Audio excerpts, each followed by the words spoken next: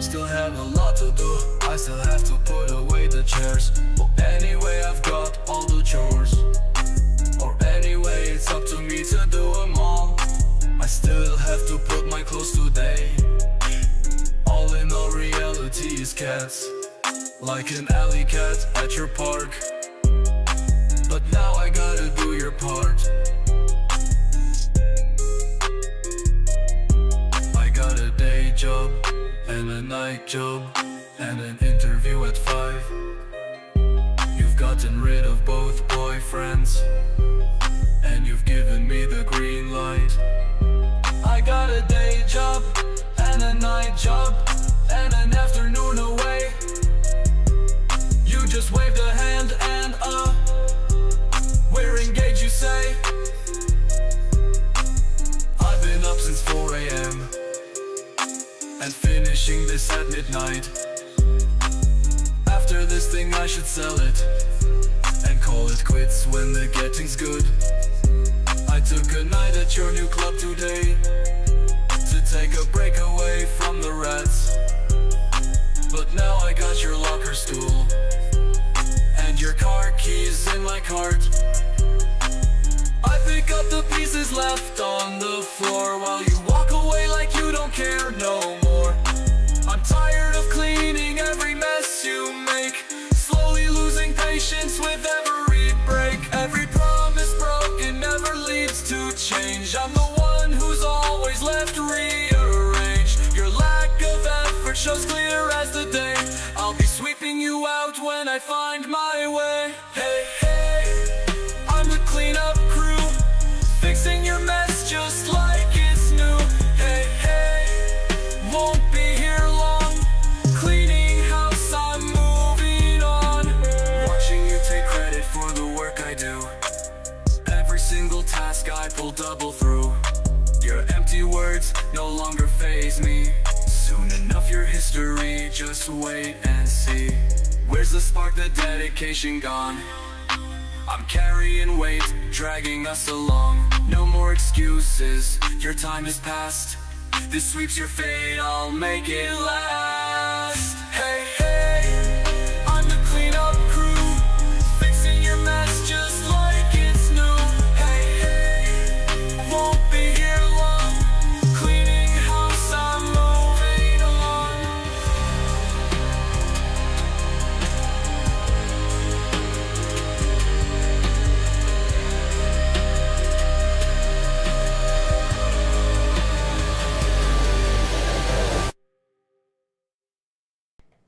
Welcome back, welcome back, welcome back. How is everyone doing tonight?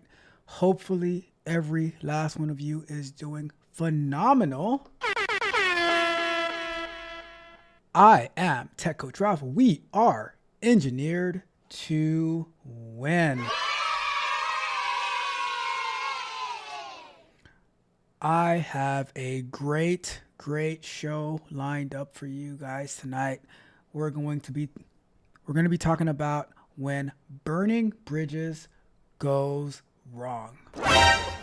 That's one of our questions. That is one of our topics tonight to cover, when burning bridges goes poorly.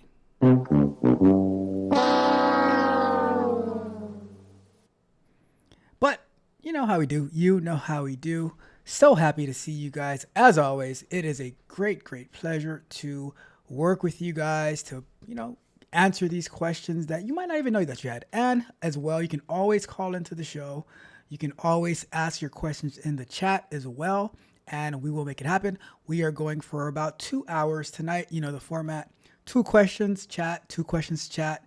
Any topics in the chat or any topics that I cover that you want to talk, that you want to give feedback on, feel free, and I will read all of your relevant comments. All right. So with that being said, let's jump into our agenda. Today is Tuesday, March 11th. Yes, March 11th, 2025. The year is flying by. Next month is April, then May, then June, and we're right at the halfway point of the year, and you might as well kiss the year goodbye. All right. Let's continue with our agenda. Right. So first and foremost, I always have to say, A big thank you so much to all of the subscribers to the channel. Without you, we would not have this channel. To the new subscribers, to those who have been with me for a very long time, to those that I communicate with on a daily basis, to those that watch from the clouds or the bushes, to my moderators who help me so much continuing to keep the show going. I appreciate every last one of you. I appreciate you.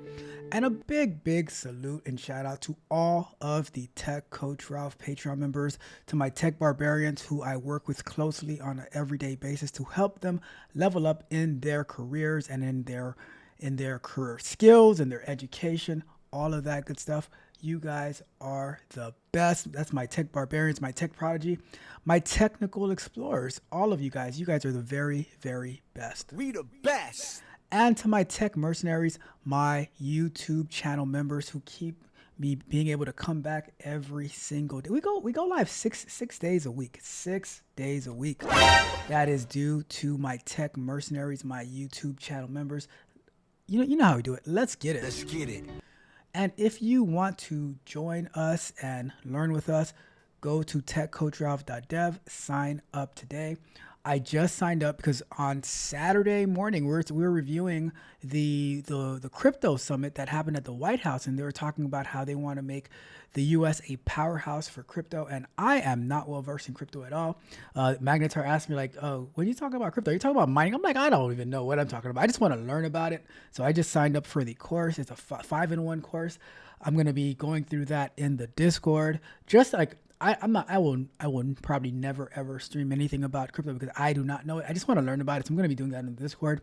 Might pop into a study room and just go through the course. And if anyone is going through it as well, have any insight or questions, I might have questions for you. I don't know because I don't know this stuff. So, but that's the type of stuff that we do. We are always learning, always growing, always advancing. You know how we do. I was talking to somebody this morning. I was like, "Are you interested in learning crypto?" Nope. And I was like, "Not to buy it, but just to learn more about it." Okay, then. So just type of fun that we have. But for me, I'm always looking to advance, always looking to grow. Interestingly enough, right? The other day, like how we've been doing the large language model course, and we're learning more about AI and stuff like that. So I was looking at the job openings. And I saw one that said AI analyst. I was like, AI analyst? What in the world is going on here? And I was looking through the job description, and it's exactly what we've been doing in the morning. So when people say that, oh, AI is going to take our job and all that type of stuff, and I'm like, well, it might take your job, but AI is also opening other doors. So people say AI is evil, AI is spying on us, and all this type of stuff. And I'm like, well, I see jobs opening for AI analysts, prompt engineers, large language model builders or engineers and stuff like that. I'm like, there are so many options, but you have to be able to adapt. You have to be willing to adapt. You have to be fluid, or as one of my least favorite actors, Shamar Moore, with all due respect, respectfully, says in his show SWAT, stay liquid. You have to stay liquid. You have to be open to all of the possibilities. I am sure that there is going to be coming very soon QA for AI. All right. So we'll see. But that's why I'm always looking. And that's why I'm like, you know what? Let's start learning this crypto. Let's start learning this crypto stuff. That way, we're out. Like, what if, who knows, right? I just like to stay ready. When I learned Python, there wasn't any, it was just to try some stuff out. And now I use Python I saved so much time and money for my company and for myself as well, because like you see with the content creation workflow, right?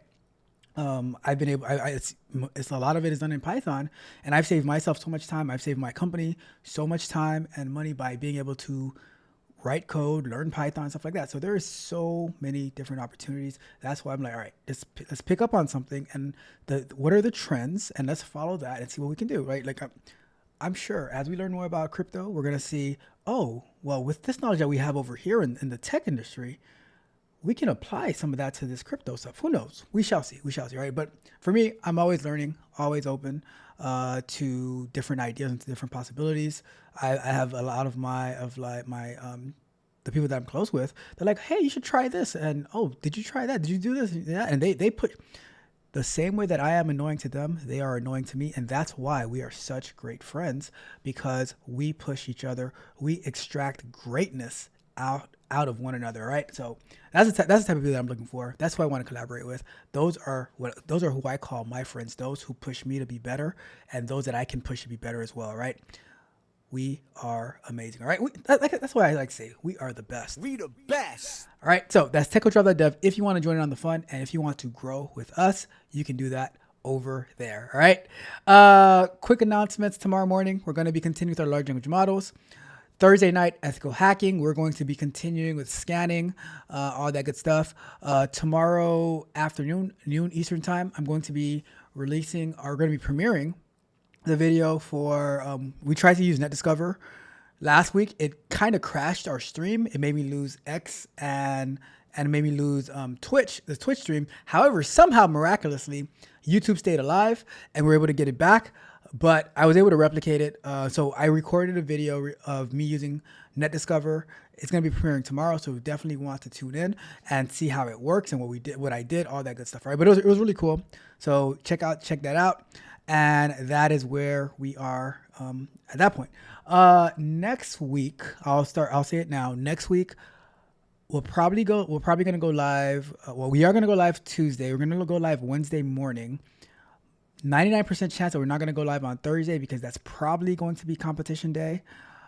But competition day might also be Saturday. So we'll see. I have to figure that out.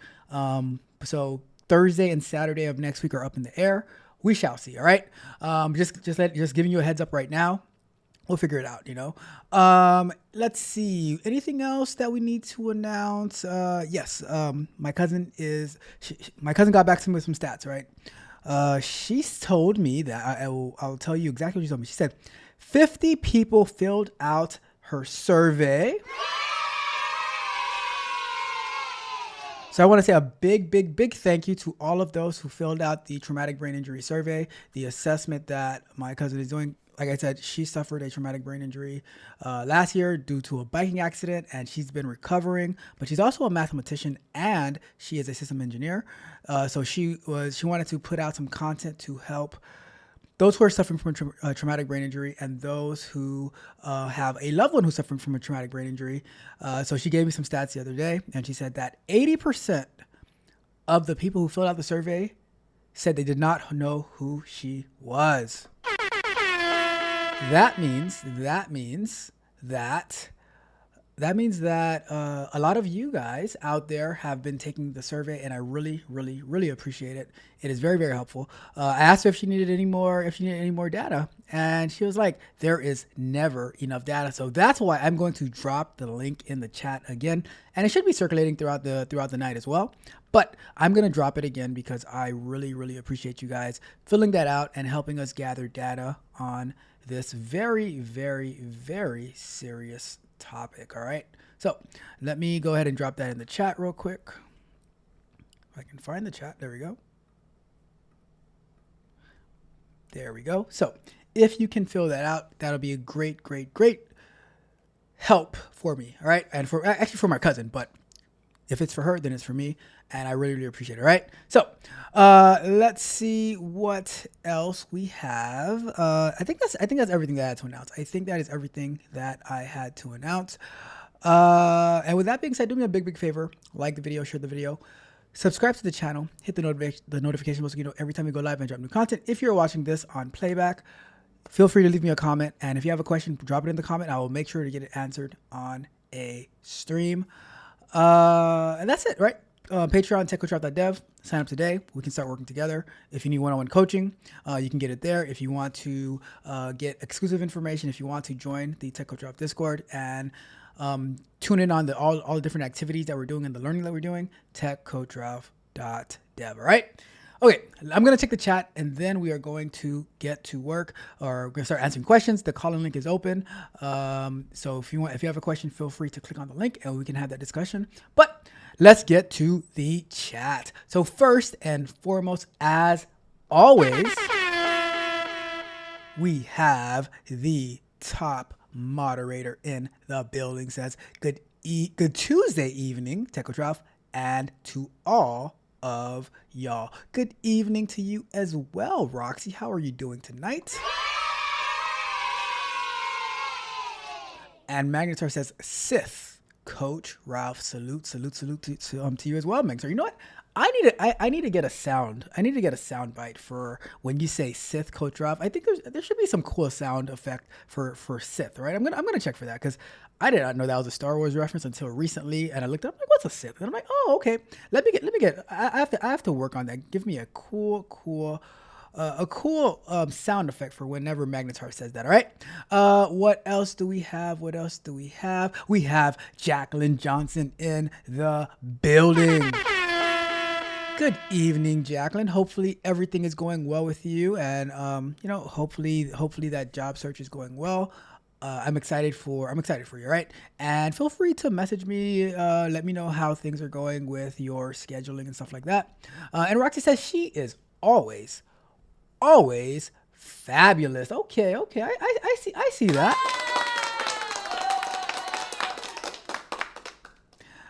And let's see. Oh my goodness, we got my guy A.R. Smitty in the building. Says hello to everyone. Good evening to you as well, A.R. Smitty. And Roxy says, does the wealth building journey know about crypto? That is a great question. You know what? I will ask the wealth building journey what is his level of knowledge on crypto, and if he says he knows, then we will tap into the wealth building journey and see what he has to say, because he is a wealth of information. All right, so much information. All right, let's see. And Roxy says, annoying much? You did not have to say that, Roxy. Bruh. Roxy also says, stream the competition. I will see what I can do. It's not that easy, because I would have to do it from my phone, and it's not easy. I will see what I can do. I know it is streaming. It will be streaming live on a platform, but that platform is behind a wall. But I will see what I can do. I will see if I can get it, because it should be 1 or 2 matches. So I will see what I can do. I'm gonna see what I can do. All right, let's just put it at that. All right. Let's see. Anything? We got my guy Me Mysify in the building. What's up, Me Mysify? How are you doing today? Me Mysify. I saw when the Escalade almost caught fire, and I was like, oh. That was crazy. And I saw when the panels were like shaking and stuff like that. I was like, sheesh, that is some serious base that you have there. Let's see what else we got. All right. It says not knowing about Star Wars. All I know is Luke, I am your father, and that's probably a terrible accent to put. I don't even know what accent. I don't even know what accent that was. All right, that's terrible. All right, let's get into the show. So, like I said, call-in link is open. The link is pinned to the top of the chat. The link is also in the description. All of that good stuff. And Me Mysify says, thanks. I'm trying. It's coming together slowly. It looks good. It looks really, really, really loud. Oh yeah, by the way, Me Mysify, your teeth look absolutely amazing. Your teeth look amazing, man. And we have Miss Freckles in the building. Says, I'm up from my nap. My brain was tired, but I'm here for this. Let's go, Miss Freckles. And that's what Miss Freckles, you might have been burned out a little bit, right? You might have been burned out. But for me, because a lot of people, when they get burned out for like months, right? I say, hey, let's get burned. If we're going to get burned out, let's let it be for a night. Let's let it be for a few hours. And then we get back up and we get it, because guess what? The world is not going to stop turning because you are tired. So I'm happy that you're up from your nap. Your brain's going to be tired for a little bit, but go back to sleep again tonight and wake up in the morning refreshed and ready to get after it. Alrighty then. So let's get to work. Let's get to our first question. Let me put this up real quick. We're gonna go like this. All right. So let's get to our first question of the night. Like I said, anybody feel free to call in, or you can ask questions in the chat. Let me fix that real quick. I do not like that. Ask in the chat. Save. There we go. All right, perfect. So yeah, like I said, feel free to ask in the chat. Feel free to call in. All of that good stuff. But we're gonna get started with our first question of the night. Let's go out there and let's get it. All right. Another one. I can't continue working this job. All right. So let's see what this person is talking about. They said, let me move this over here. Let me move that. All right. They said, all right, it says, not sure how I can mentally, physically, and emotionally continue working at my job. My job is a hellhole. I make good money, $90,000 a year, which is pretty good. And I work from home. However, this person did not add respectfully in this, but I'm going to add it for them, right?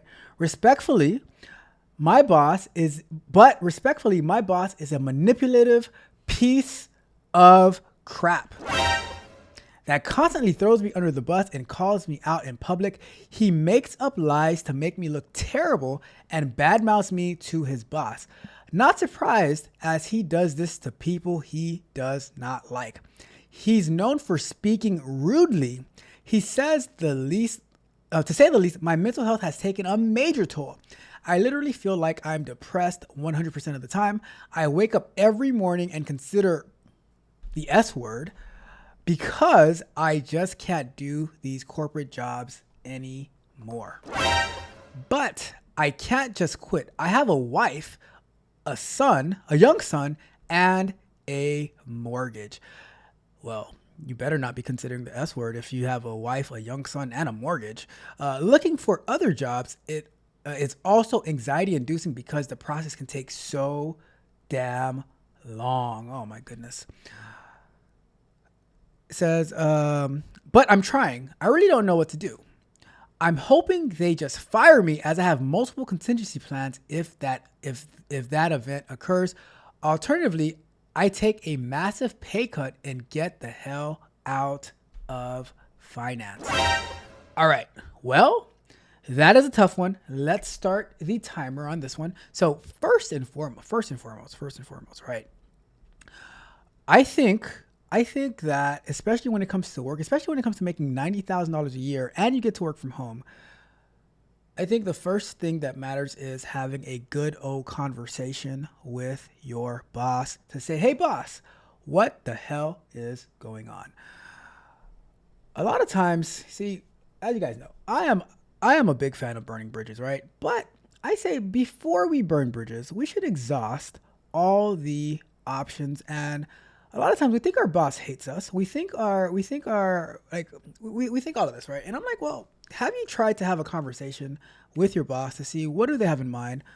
Why? Have you ever thought about asking your boss, hey boss, yes, employee, why? And say respectfully, why are you a manipulative piece of crap, right? You ever, why can't you just ask that question?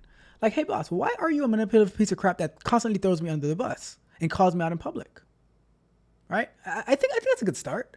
But in all seriousness, I don't think there should ever be a job or a person or anything like that should make anybody ever consider to do the S word to themselves. I think that number one, if you were to ever think about that, then you need to leave the job. And I will be quite honest and quite frank with you, right? The fact that you want to leave the job, right? But you're like, oh, I've been applying for jobs, but it takes so long. With all due respect, you see, I say with all due respect, this is life. Life is hard. Life is not easy, right? So either you're going to suck it up and do this job, or you're going to go through the process of finding another job. If you were able to get to making $90,000 a year, that means that means you are no slouch. You have a skill, you have a talent, and I honestly think the majority of times that people have problems with their job, with their boss, is because they have a negative mindset. And the fact that the way that you approach it, like, oh, my boss is a manipulative piece of crap, which he might very well be, all right? Bruh. He might very well be a manipulative piece of crap. But my strategy has always been to, when I'm dealing with manipulative pieces of crap, how can I maneuver around them so that I can also try to extract greatness out of them? Because at the end of the day, my goal is to always be successful and for us to win. And I think that we need to, while I'm a big fan of burning bridges, there are some times that we need to also build bridges, right? And if we cannot, because I've been in plenty of situations where, I tried to make things work with former bosses, former jobs, and we just weren't going anywhere. But I also didn't cry over spilled milk. I didn't like, oh, well, it's so hard to look for another job. I just went and leveled up my skills, and then I went and I found another job. And then I have always landed in a better position than I was before. Right. And with much more opportunities than I had before. So I think that I understand your frustration, right? I understand your frustration, but the question that I have is, what are you going to do about it? I don't think, like, waiting to get fired. What contingency plans do you have if you get fired? Like, so you're just gonna be miserable waiting to get fired, or you can go out there and you can say, well, let me level up my skills. Let me see. Okay, the company, like, this is the way that I operate, and this is the way that I coach the people that I'm coaching. Right? I say, all right, what is the job that is that you want? Find a job that you would like to have, and let's go and build the skills that meet those requirements, so that we can actually be where we want to be and not where we feel that we're forced to be. I do not like to be in the position where I don't have any options, where I don't have any choices, where I feel like I'm being held in captivity. I believe that everyone has options. Like I was saying earlier, right? When people are complaining, like, oh, AI is going to take our jobs. No, AI is going to take your job. But if you adapt and adjust, then AI is going to give you a job, right? So that's how I see it. And I don't think that we need to take work that seriously. I think that we need to be open, be malleable, and if you're in a place that you don't want to be, then it is your job. That should be your number one job. Your number one job should be, okay, how do I get out of it, and what do I need to do to get out of it? And then you go out there and you do it. All right, simple as that. The whole talk about not being able to do corporate jobs, 99% of the jobs out there are going to be corporate jobs, all right? And that anxiety because the process of getting a new job is long, well, it'll make you stronger to learn how to deal with your anxiety, and you're going to have to go through the process anyway. So you're either going to be miserable staying at the same job for a very long time, or you're going to be miserable with anxiety finding another job, which might be a much better opportunity for you. Most people, when they switch jobs, they go into a better job and a better opportunity. So it's your choice. It is your choice what you want to do. You can sit there and complain about how your boss is respectfully a manipulative piece of crap, or you can put in the work so that you can go somewhere else, right? That is totally up to you. All right. That is my thoughts on that question. Let's wrap that one up. And there's probably a lot of thoughts on that question, but I know if I go through the chat right now, we're going to be on this for a very, very long time. So I'm going to jump to the next question. Let me get this off the screen. I'm going to jump to the next question. And then after the next question, then I will check the chat for both of those, for both of these questions, right? So with that being said, let's jump right into it. Another one. This one says 18 long months, not one job interview.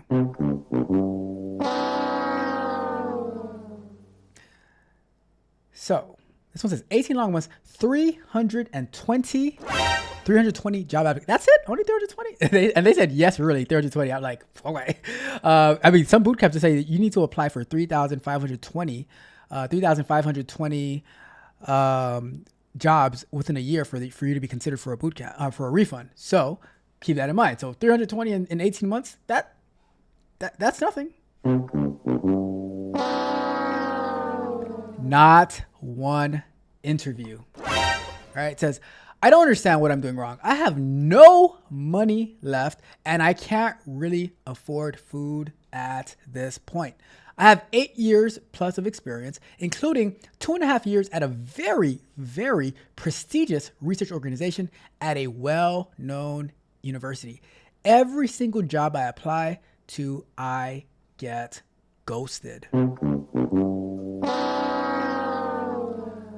I tried following up on LinkedIn and I just get ignored there too. Bruh. Well, let me share my thoughts on this one, right? So let's start a timer and I'll say this. There's a couple of reasons that people might be applying for jobs forever, because this 18 months is probably going to turn to 24, 36 and so forth, right? There's a few reasons that people can apply to 320 job applications, have put in 320 job applications and not get one interview. It could be that the role that, like what they learned to do, like being a research, 2.5 years at a very prestigious research organization at a very well-known university, is not that important anymore. It could be that it's not that important anymore, right? For instance, what about all those people who were getting our tax dollars, right, for researching random stuff on rats and mice and snakes and iguanas and stuff like that? They were doing all this type of research on these animals that I didn't approve of. I'm sure you didn't approve of it. And now the funding has been cut off. It's been cut off. So now these people, they're not going to have any, there's no use for what they learn on, how long do iguanas sunbathe for in South Florida, by the canals. Like no one's going to be researching that anymore. So now they're probably going to be unemployed and they're going to be applying for jobs saying, hey, I have 10 years of experience researching iguanas sunbathing in the canals of South Florida, and they're not going to be able to get a job. And they're going to feel that every single job that they apply for, that they're going to get ghosted. And here's my thought is this. Side note, if you never get replied to, then you are not ghosted, right? You're just ignored. Ignored, yes. Ghosted, no, right? So with that being said, here's the deal. This person saying that they have no money and they can't really afford food at this point. You know what I say about that? Congratulations, you played yourself. You should never get to a point, because there are a lot of different side hustles that you can do, at least so that you can eat, right? A lot of people, they feel like, I'll give you an example. They're like, I was laid off as a software engineer because I graduated from a boot camp and I got a job during the pandemic where everywhere is hiring, and now, but I didn't really know anything, but now I got laid off and I didn't enhance my skills. I didn't take any Udemy courses. I just applied, and no one's responding to me. I'm getting ghosted and stuff like that. Even recruiters won't befriend me on LinkedIn, and I don't know what to do. I'm like, well, and I don't have any food. I'm like, well, there's two things you could do. You could get some courses you could actually build something, or there's more things. You could actually build something of value. Like I always say, build something of value that you can put out into the world so that you can have a real portfolio and not some random to-do list that every bootcamp has you do, right? So you can actually build some real experience, like put something out there. It's going to cost you a little bit of money, right? But put something out there that you can showcase and you can show that I can add value into the world. The only thing this world cares about is what kind of value that you can add into the world. And that's why for me, I'm always looking for, okay, what can I do to add value to everyone's life, right? So to Jacqueline's life, to Roxy's life, to Magnetar's life, to Miss Freckles' life, so to all my people, what can I do to add value into their lives, right? So that we can continue to grow and win, and that they can continue working. If I didn't add value, then I wouldn't want you to be my friend. I wouldn't want you to tune into the channel if I wasn't adding value, right? So my goal is to always add value, and I think that your goal is to be adding value as well. So to go off on that, let me bring it back. So I think that if you see that you are applying so much and you're not getting any responses, that means that either no one wants what you're capable of doing, you don't have the actual skill or talent anymore to do what you think you can do. So you need to adjust. You need to pivot. You need to, and maybe in the meantime, because like I was saying earlier, a lot of people are like, oh, I have to get this job. I have to get this job. But then I'm like, well, while you're working on getting this job, you better go and get some side hustles to continue funding your life, because nobody is coming to save you. It's the truth. Nobody's coming to save you. So that's what it is. That is what it is, right? So you need to level up every single day. Every single day, I'm saying we need to level up. You're not getting ghosted. You're just not wanted yet, right? Enhance your skills. And working for a research organization, that doesn't mean anything to me. I want to know, okay, what is it that you can do? 8 years of experience in what? 8 years of experience in what? What is it that you can do? I saw people saying, oh, the job market is so bad right now. The job market is so bad. Yeah, I've been interviewing people for a role for the past week now. You know, so I'm like, it depends on what you can actually do. It all comes down to what value can you add into the world, into an organization, and all that good stuff, right? So just because you have 8 years of experience, guess what? It doesn't really mean much. It doesn't really mean much. It matters. It's not what have you done for the past 8 years? It matters a little bit, right? But it's like, okay, what can you do today? What can you do for me tomorrow? They all come together, right? So if what you were doing the past 8 years cannot bring me value tomorrow, then I'm sorry, but as my favorite runner-up said, do not come. All right. So let's wrap that question up. But the baseline, find what the world needs and give it to them. Find what the world needs and give it to them. Add value into the world. Let's wrap that question up. All right. Let me get to the chat to see what we got going on in here. Hopefully the chat does not, or hopefully my overlay, and I sent him a message today. Like, hey, what's going on with my overlay? All right. Because why does this thing always happen? All right. So let's see who we got in the building. Let me see. Let's see. Where are we at? There's a lot going on here, right? So, all right, there we go. We are right about here. Roxy says, beautiful teeth to me, Mystify. And me, Mystify says, thanks to Roxy and Ralph for 42K. They better look good. Oh my goodness. You know what? I might just be missing teeth there for 42K. That is serious. Says this is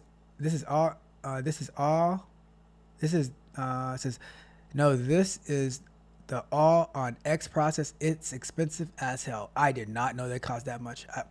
That's crazy. You guys go check out Me Massify's channel. He talked, like, I forgot when it was, but it was a few months ago. But he was talking about him going to Vegas and getting his new teeth. It's serious. Ms. Freckles says, my corporate job is driving me nuts too, but I refuse to let them take more than what I can give. Hang in there, question asker. I agree. I see, whether you hang in there or not, right? I think you need to know how to maneuver. And because for me, I have no problem with people saying, you know what, I'm not doing this job anymore. I'm going to go out there. I'm going to go somewhere else. because guess what? You are your own business.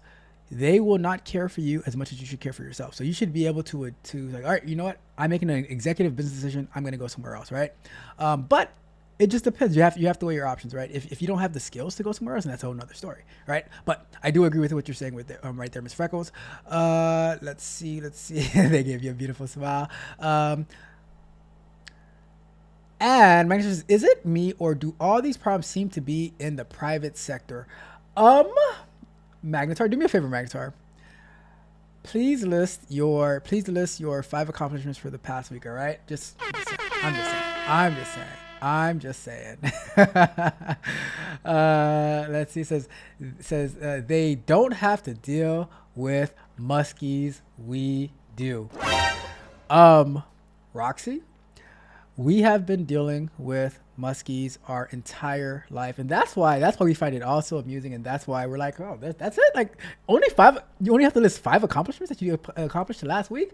Oh my goodness, we would gladly take that on in comparison to having to daily say, oh, this is what we accomplished yesterday, this is what we're going to be accomplishing today, right? So if you can give me 5, oh, that's it. Just 5.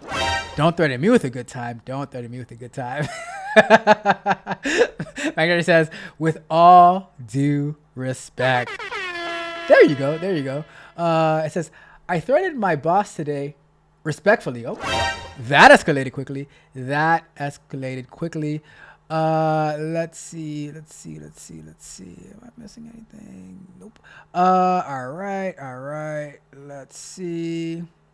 And Magnetar says, yes, Roxy, yes, they do. The private sector bosses act like him. They get a kick out of firing people at will, regardless of the reason. What? Magnetar, can you tell me when your last private sector job was? When was your last private sector job for you to know that they fire people at will, regardless of the reason? That is not true. Magnetar. So, but since you have so much experience in the private sector, let me know where you got that from, right? Let me know where you got that from. Maybe the problem in the public sector is that they don't fire enough people. You just get in there and they take anybody and they last forever. You have to like literally off somebody in order for you to get fired, and then you still keep your pension. We got my guy J-Lo on the track in the building. Says hello, fam. What's up, J-Lo on the track? How are you doing? Miss Virgo says anxiety is made up. I don't know about that, Miss Virgo. I don't know. I can't co-sign that one. I cannot co-sign that one.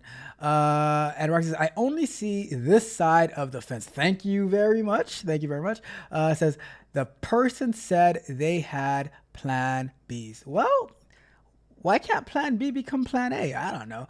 And we got, oh my God, we got my best friend in the building. Did we just become best friends? Yup. Says it just gets to a point. A point where he's like, you know what? This guy, Tech Coach Ralph, he is absolutely phenomenal. And I just have to let him know. Thank you so much, my guy, Mitch. I appreciate you. I appreciate you. And he says, all I hear is yap, yap, yap. I tried. Let's see. It says, hey, Spark. What is Mitch's new name Spark? What is going on here? Oh my God. Let's see. What else? Rock says you dropped out of the clouds. See. All right, Roxy. We all know the word weirdo is trademarked and copyrighted by Mitch. You will be receiving a cis and desist letter in the mail. You better be careful. You will receive a cis and desist letter in the mail. All right. We got my guy DB Daryl in the building. What's up, DB Daryl? How are you doing tonight? Hopefully all is going well. Roxy says, Coach, leave them iguanas alone. Just saying, I heard that iguana soup might be kind of tasty. I heard it tastes like a tough chicken. That's what I heard. Let's see what else we got. It says stop annoying me about joining jiu-jitsu. Value added. I'm telling you, watch. You guys watch. Roxy's going to come back and say, I tried a jiu-jitsu class yesterday and I signed up. I'm like, there we go. What? I'm telling you, I'm wearing you down. I'm wearing you down. In the words of Urkel. It says, Miss Urkel says, one class as a tester, you can do it.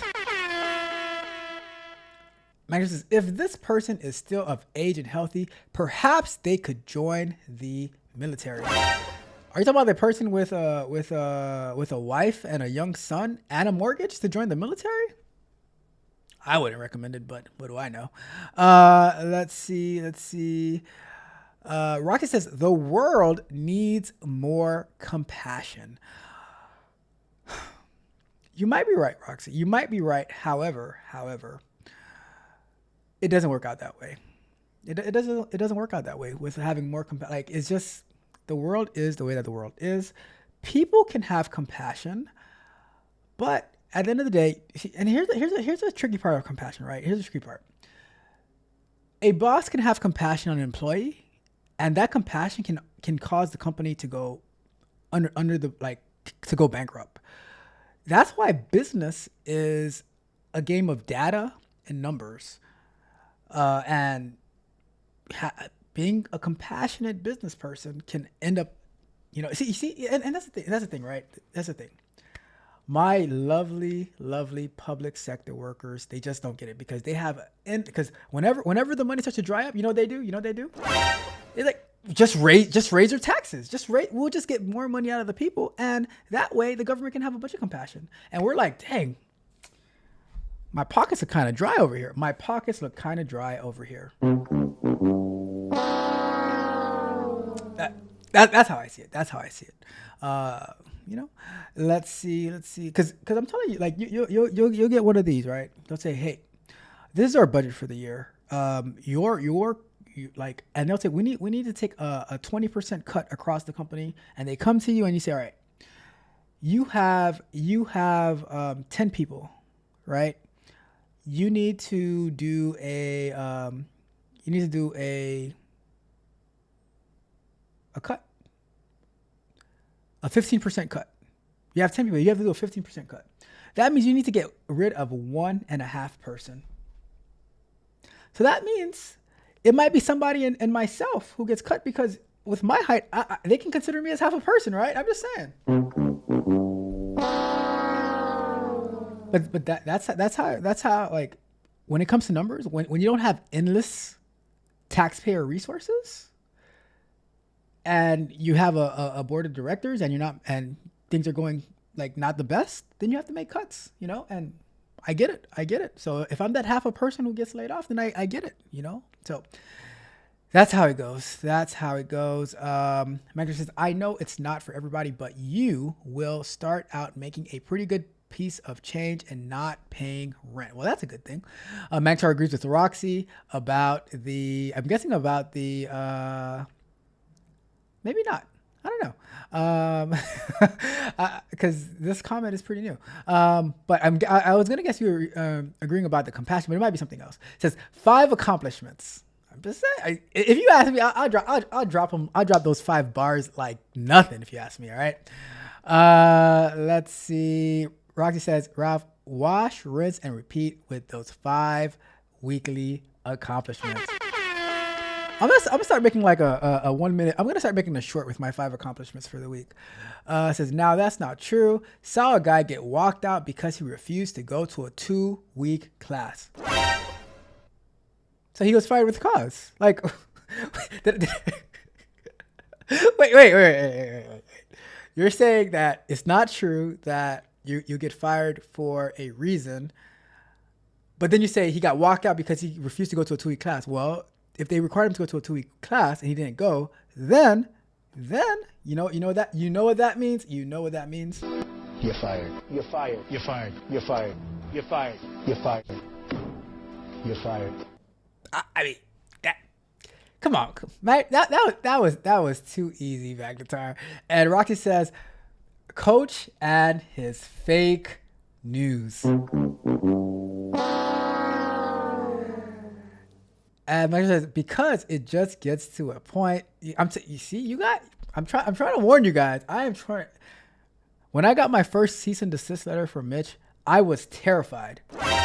But then I remembered he was the VP of data analytics. So he signed a non-compete agreement and the lawsuit does not pertain to me. And I was excited.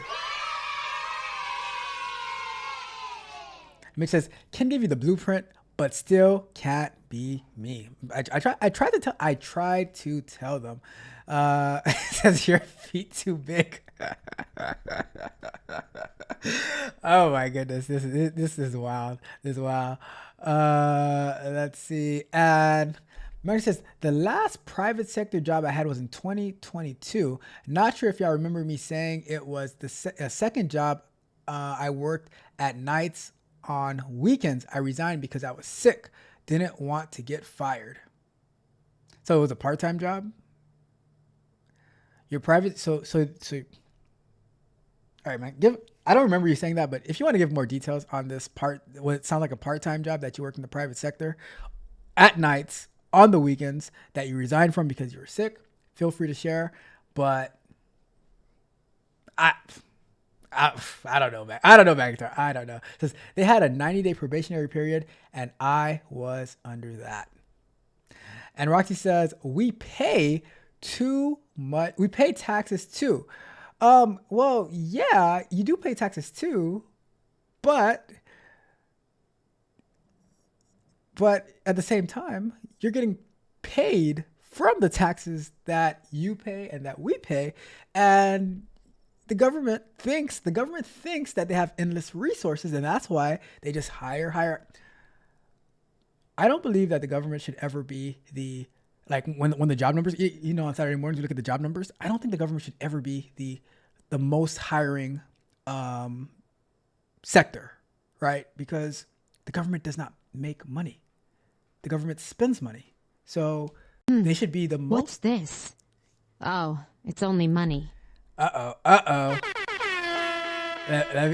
me finish this thought, right? So I'm just saying that the government should be like the most cost efficient group of people, because guess what? They're spending other people's money. See, a company, a regular company, they make money that they can do whatever they want with that money, right? But the government is extracting money from the citizens to do God knows what. So I absolutely love the Department of Government Efficiency, where they're exposing where all the money is being spent. And I don't mind government money being spent as long as it's spent doing the right things and stuff that we know about. So I say more transparency. All right. Let me check out Magnetar's super chat real quick.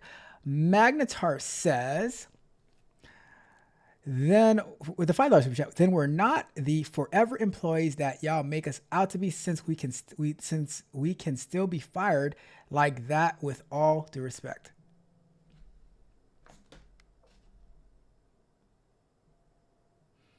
Okay. Make sure it's nothing important. All right, cool.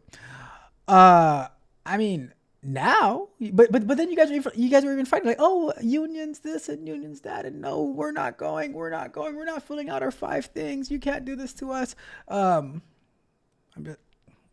just saying, like, now you can get fired, but you guys would have never got fired before unless you did something egregious. Let's see.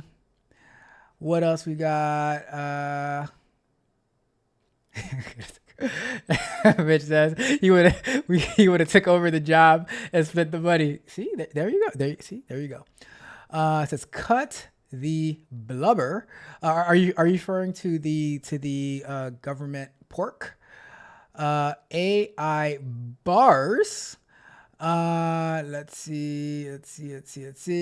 Trademarking soon. It says we are not scared of Mitch. What? All right. All I know, just know I warned you guys. When you guys get that cease and desist letter, just know that it is on you guys.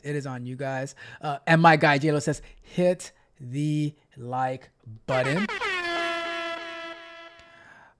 Which time are we talking about? Which time are you talking about? The timer's right there. Let's see. It says no, not now. This was way before Trump. I don't. All I know, people love joining the government because they're like, you know what? I could be there for 30 years and retire, and I might be making like $40,000 a year, and probably could actually make a lot more. But you know what? The government, I get my pension. I get to go sit like every government ran agency that I have to deal with. It is an absolute nightmare. When I had to call USCIS, there's not even a phone number. You can't get anybody on the phone. When I have to go to the DMV, oh my God. You know what? I'm done. I'm done with this. I'm not even going to go into that. I'm not even going into that. It says, is this a fight with the chat night? Well, see, I don't fight. I don't fight, Roxy. I don't fight, Roxy, because guess what? I always win. Whoever wants the smoke, I'm ready. So what is this? Me and Mitch versus the chat. Oh my God. It says the incident I spoke of was during Obama. So you're saying one incident happened during the Obama administration, and now that applies to all government employees? Like, all right, I'm gonna give you a conversation type or / debate thing, Magnetar. Because something happened one time or 2 times or 10 times out of a million times, it does not make it a norm, right? From what the majority sees is that people go into government for work and they stay there forever. I have a friend. I mean, this is for like a local government, like for the city, for the county, but his mom was working for the county forever. Like you just people want to work for the government because they know it's a forever job. As long as you don't do anything egregious, you're gonna because there's no budget. There is no budget. And as you guys said the other day, when you have to spend the money or your budget's gonna get reduced. So you have to find a way to waste money. You have to the mentality is you have to find a way to waste taxpayer dollars in order to keep getting more money every single year. So you can miss me with that whole, this one incident happened under the Obama administration. Okay. That doesn't mean much, right? And we got my guy Rod Brown in the building, the nourishing word himself. Thinking of a master plan. Let's see. Let's see. Anything else? It says, so what? They ain't my organization. They're a representation of the government. All right, Magnetar, you got it. You got it, Magnetar. You got it. And I did like Pinky and the Brain as well. I actually had a soundbite for Pinky and the Brain. Do I still have that soundbite? Let me see. Chief, mate, what do you want to do tonight? The same thing we do every night, Pinky. Try to take over the world. Magnetar says, what they see, yet you've just made light of what happened with me in the private sector. Which is it? You could...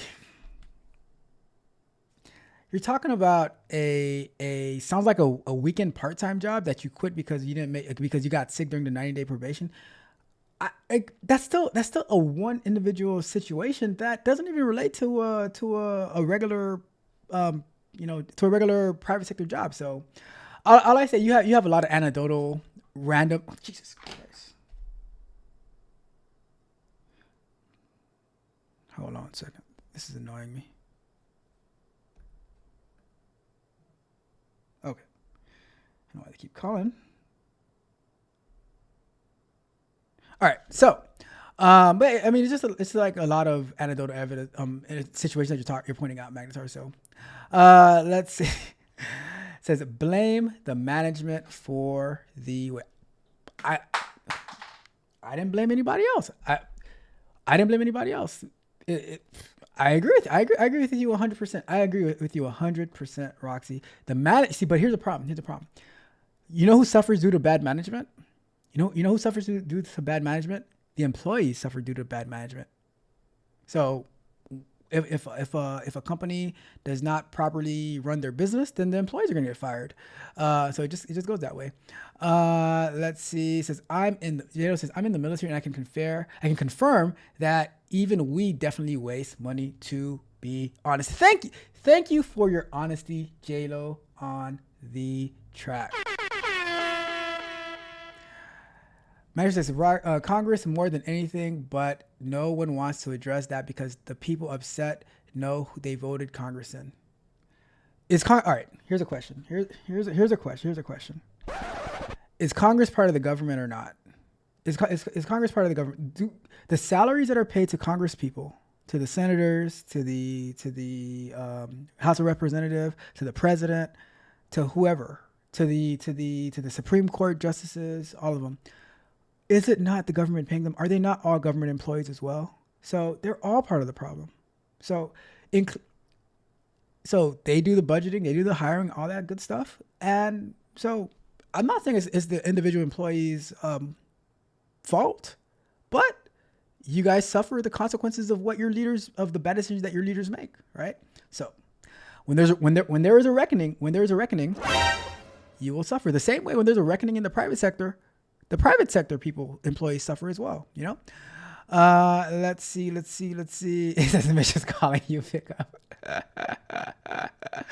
All right. Let's. Oh my God, you guys. We only answered 2 questions, and oh my God. Let's get to our next question of the night. Let's get to our next question of the night. All right.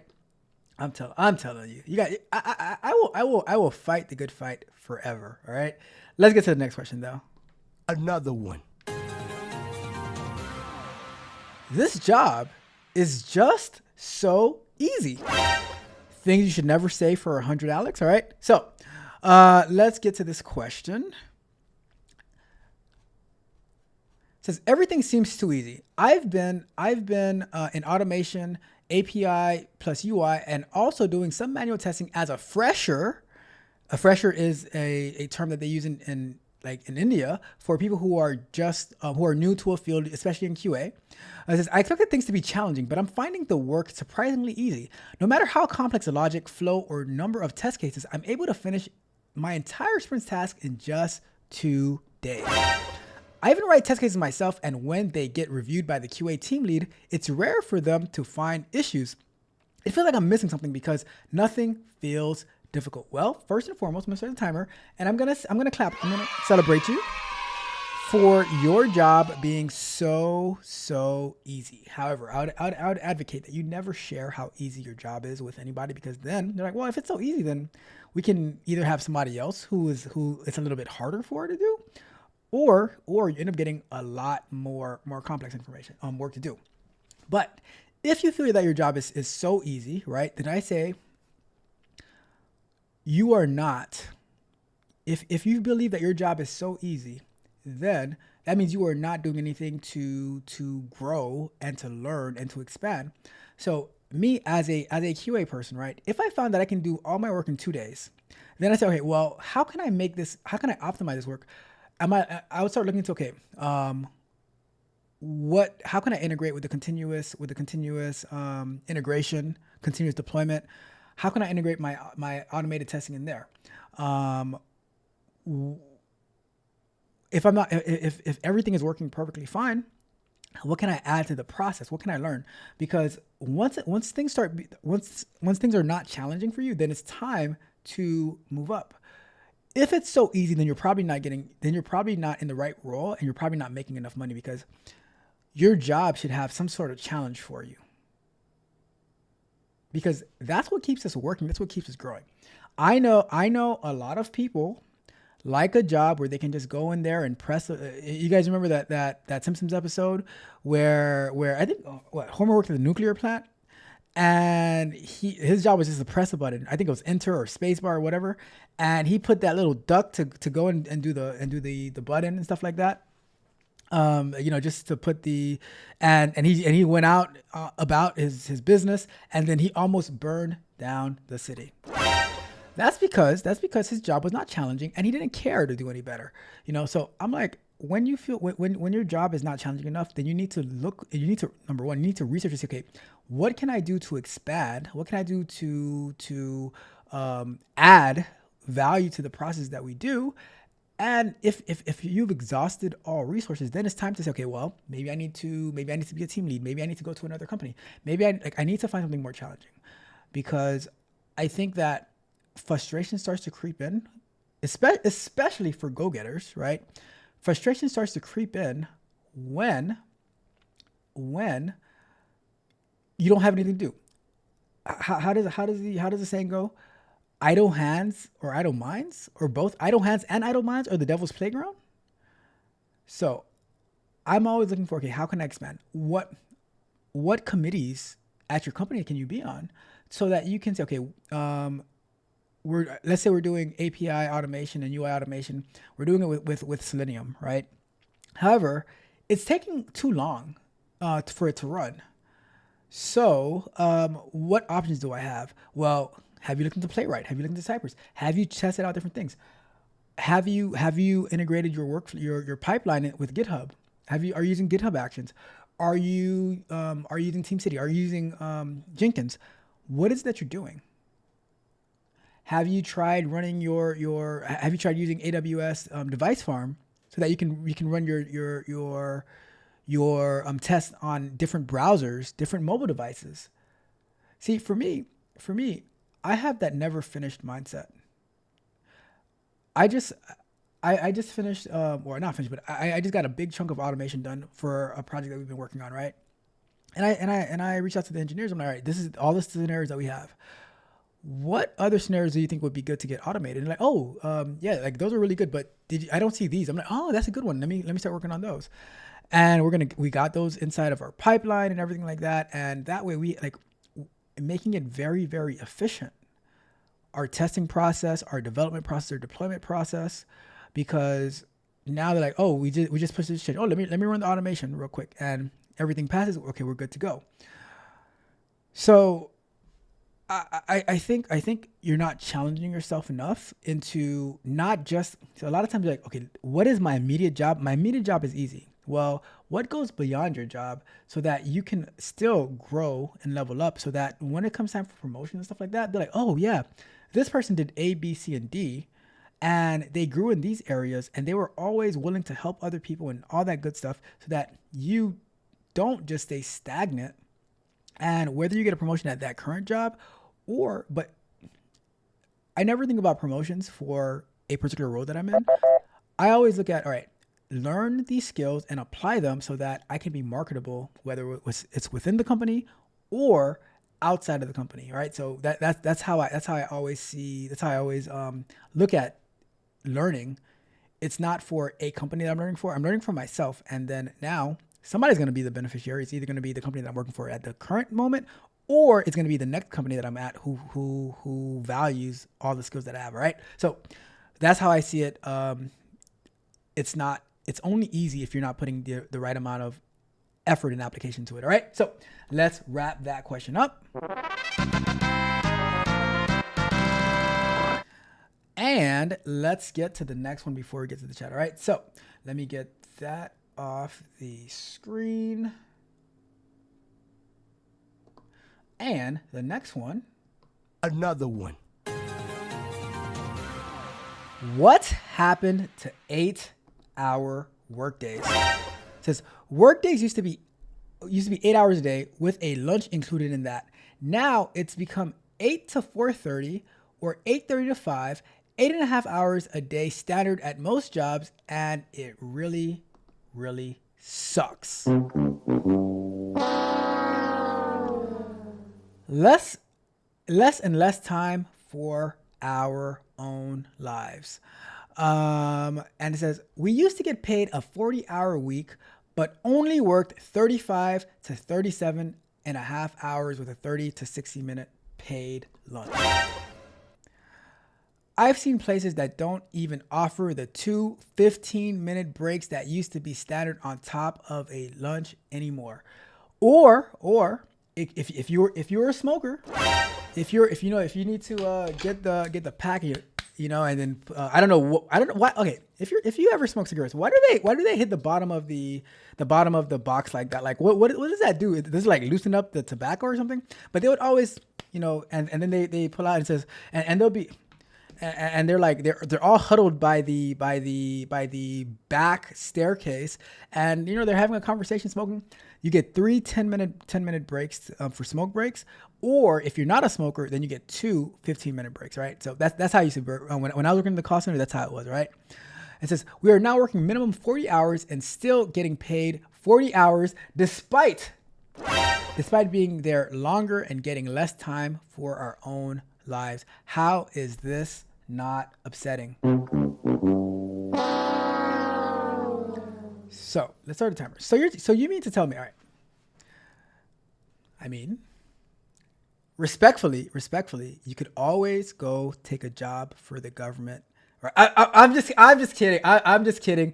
Just throwing a little bit of shade. Just throwing a little bit of shade at my friends. All right, it's just a little jokey joke. All right, don't come at me. Don't come at me. All right, but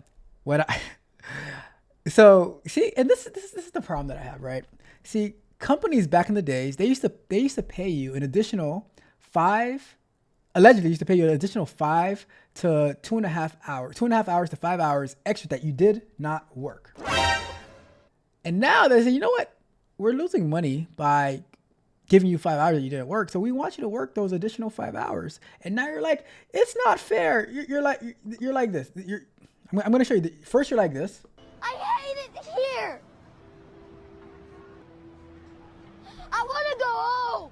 And when your boss tells you that, no, you actually have to work 40 hours to get paid for 40 hours, you're like, Yeah, I have a lot of questions. Number one, how dare you? and if you guys ever seen the movie Office Space, right? And this is what gets me. This is what gets me, right? If you ever seen the movie Office Space, right? And they asked the guy, so what would you say you do here? And he says, well, I come in about 15 minutes late. And I sit here and I stare at the ceiling. I look like I'm working, but I just so I can get into the mood. So it takes me about an hour to get into the mood of doing things. So then I check a few, I do a little bit of this, I do a little bit of that. And then it's time to go to lunch. So I go to lunch, and then when I get back from lunch, then it's like, I have to like digest, and I have to get back in the mood of working. So I do this, I do that, and then I take a break, and I come back, and so it's like at the end of the day, and then I go home, right? At the end of the day, I probably actually worked for about 45 minutes to a good hour and a half during the day, right? So you're like, you're upset that they're asking you to actually be in the office for the full 40 hours a week when you're probably working maybe a good 15 to 25 hours a week, but you're unhappy, right? Like there's no time for my personal life.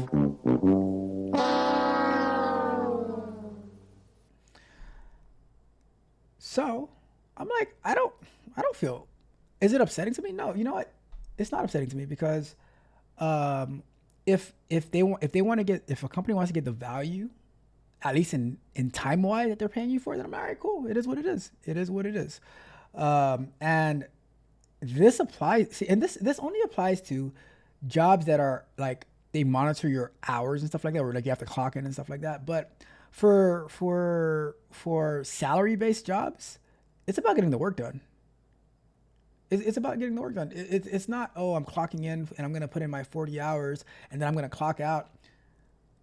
For me, if I have work to do, I have to get it done. There's no, it's time to clock out and I still have a bunch of work to do, and but I put in my 40 hours. I'm like, no. See?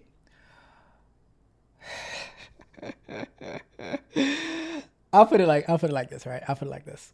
The way that especially in tech, the way that we work in tech, we are goal-based, result-oriented when we do our sprints. So if you're not familiar with the whole Scrum process or Kanban process, that's why you got to join the TechCoachRalph Patreon on techcoachralph.dev. You can tune into our sprint reviews. You can see our sprint reviews.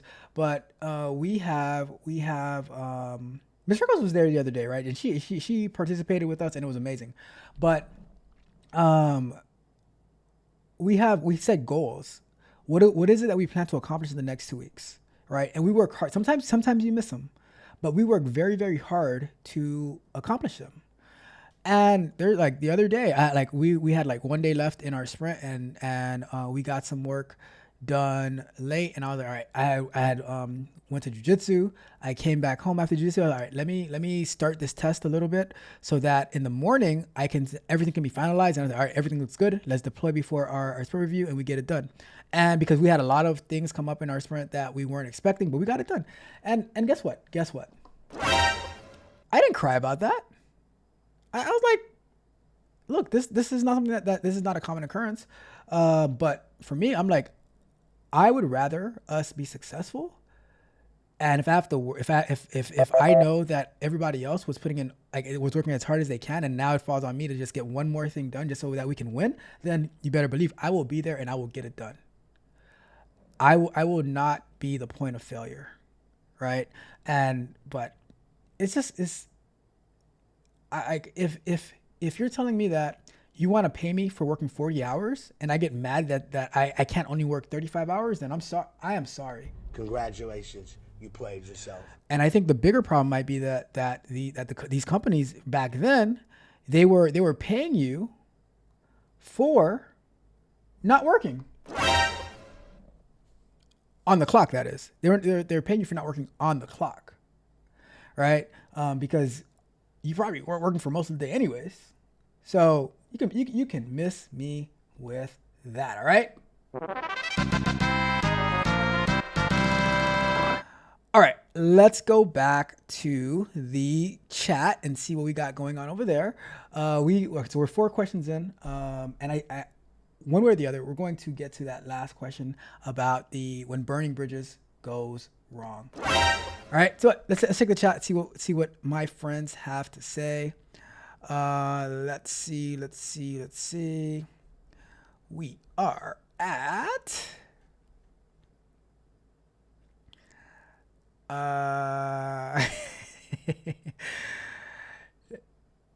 Roxy says, Magtar, remember that Ralph is ready for a good fight. Don't threaten me with a good time. Don't threaten me with a good time. Let's see. What else we got? Robert says, pick up the phone. Says, Roxy, then I hope he started with reading everything I put in Anton's Discord because I didn't see his response back then. I did not read everything that you put into Anton's Discord because there's a lot of stuff that goes into Anton's Discord. And I'm just not going to read what everybody has to post because at the end of the day, it is what it is, right? It's going to be what it's going to be. It says, he don't want the smoke. You're right. Mitch, you are 100% right. It says, no comments on that since I am no longer there. It says, it's so easy. It's like a layup for me. Better yet, 35 foot. To me, that's the layup. What? We shooting 35 feet layup. That's what I'm talking about. It says, I like that. The never finished mindset. Thank you, Roxy. It says, in some of our cases, Python and ethical hacking.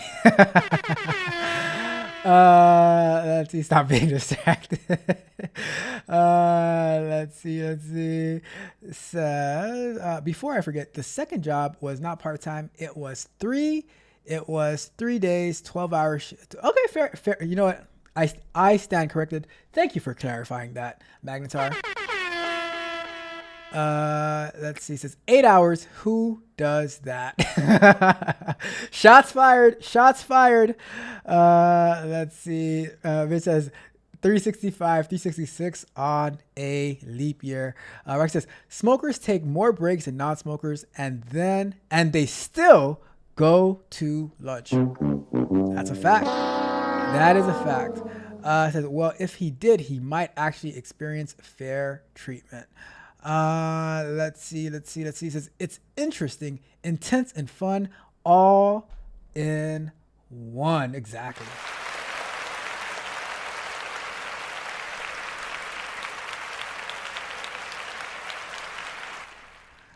All right. So let's see. This break was a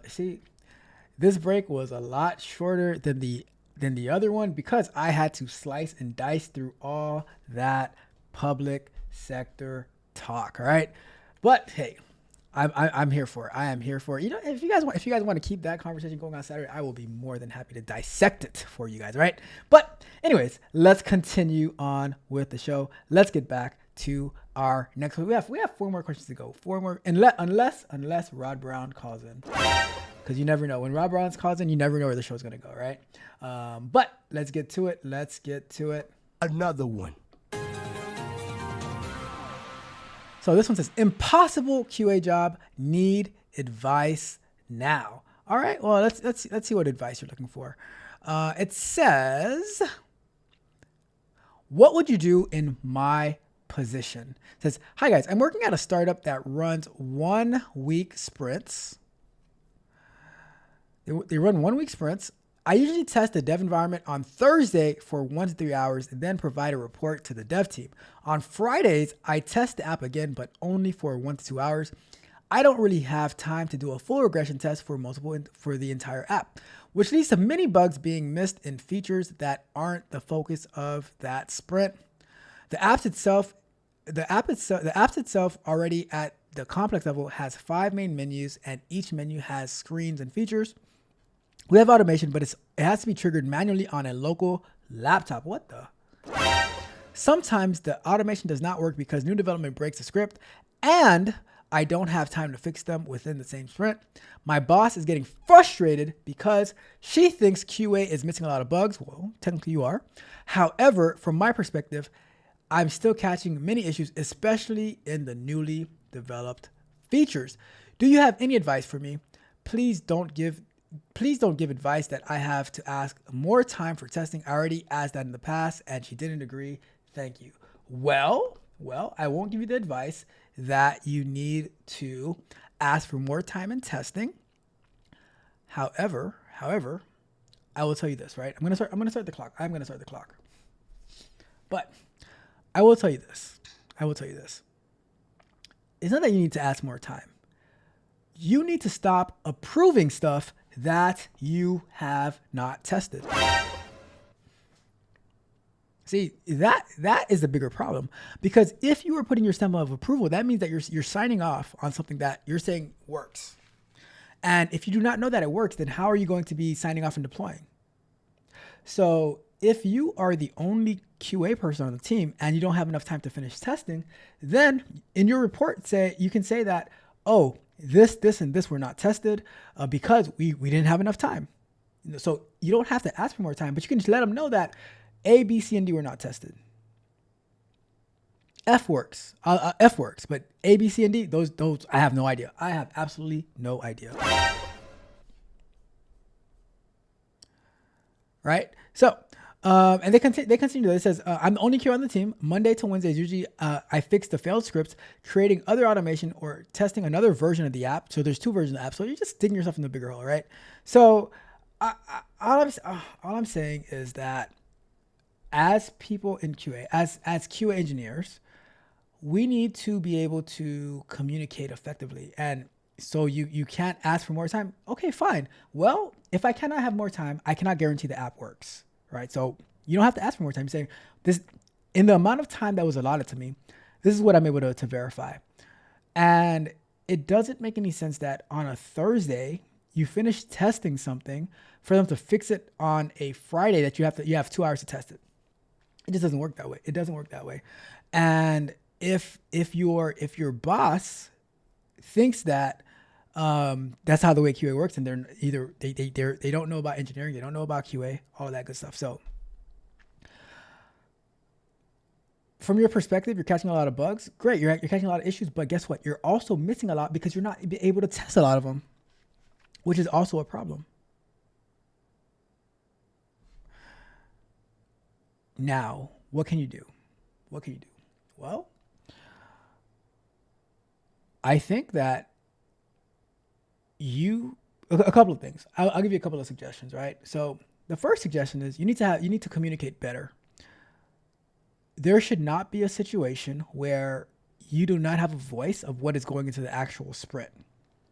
1 week sprints are very, very short, but the reason that they're so short is because you're supposed to limit the amount of work that so if you're putting in like 5 different features into a sprint in 1 week, that is crazy. So you might have to say, hey, look, we've been getting a lot of bugs because the developers are breaking stuff. As they're implementing new features, they're breaking stuff, right? So we need to reduce the amount of stories that we're working on in this current sprint. 2, are the developers writing unit tests? If they're not writing unit tests, then that means that the story is not completed. You should write into your acceptance criteria that there must be unit tests written. The developers have to do their own form of testing as well. Or the story will not pass QA. The definition of done is not met. See, the problem that you're having is a lack of experience in how to maneuver QA teams. There is no way in hell I would put my name on something that has been fully tested if I did not fully test it. Nope. If you guys if the product manager, the product owner wants to take the risk of deploying something that is not tested, then that is your decision to make. But I will not be responsible and accountable for somebody else making the decision to deploy something that's not fully tested.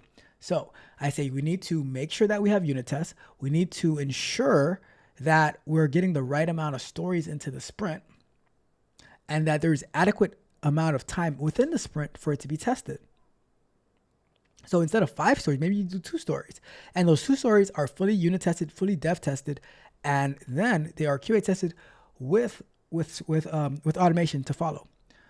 You should not, it doesn't make sense that automated scripts are breaking all the time when changes are made. So either there is not a clear regression path and because guess what? If the automation test failed, then that means the unit test should also fail. That means that the unit test should also fail. And if the unit tests are not failing, because that means there are no unit tests or they're poorly written unit tests.